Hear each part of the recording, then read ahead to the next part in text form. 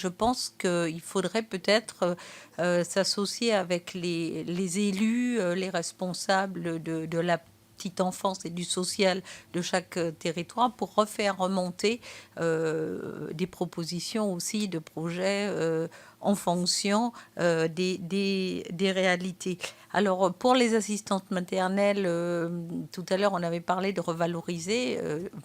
Pour faire un peu le parallèle avec Saint-Barthélemy, il n'y a pas de structure d'accueil général. Mais par contre, nous avons développé dans chaque quartier des maisons d'assistantes maternelles qui fonctionnent très bien et qui permettent aussi à un certain nombre de femmes d'avoir un revenu intéressant tout en gardant des enfants.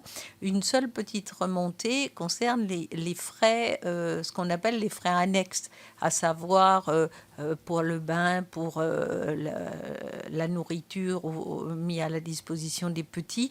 Il existe avant, la réglementation permettait d'adapter en fonction des réalités des territoires, mais depuis quelque temps, il y a des frais fixes de 8 euros, me semble-t-il, par parent, et ce qui ne tient pas spécifiquement compte de la réalité du coût de la vie dans les territoires.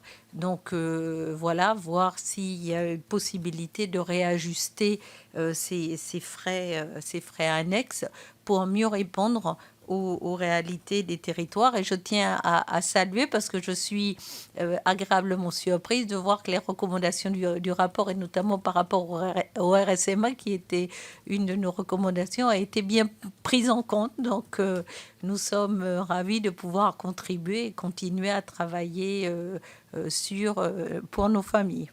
Concernant le complément de mode de garde de la page, qui permet de contribuer aux frais relatifs à l'emploi d'une assistante maternelle.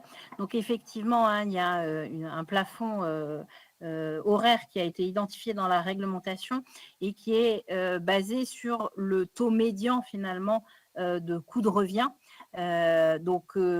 Certes, les prix pratiqués en outre-mer sont pris en compte par ce taux médian, mais au même titre que d'autres territoires où les coûts peuvent être effectivement plus bas. Donc, on tient compte des indemnités d'entretien en plus du salaire de l'assistant maternel, mais effectivement sur la base d'un taux médian national et donc qui peut nécessairement, je dirais, limiter la prise en compte de réalités territoriales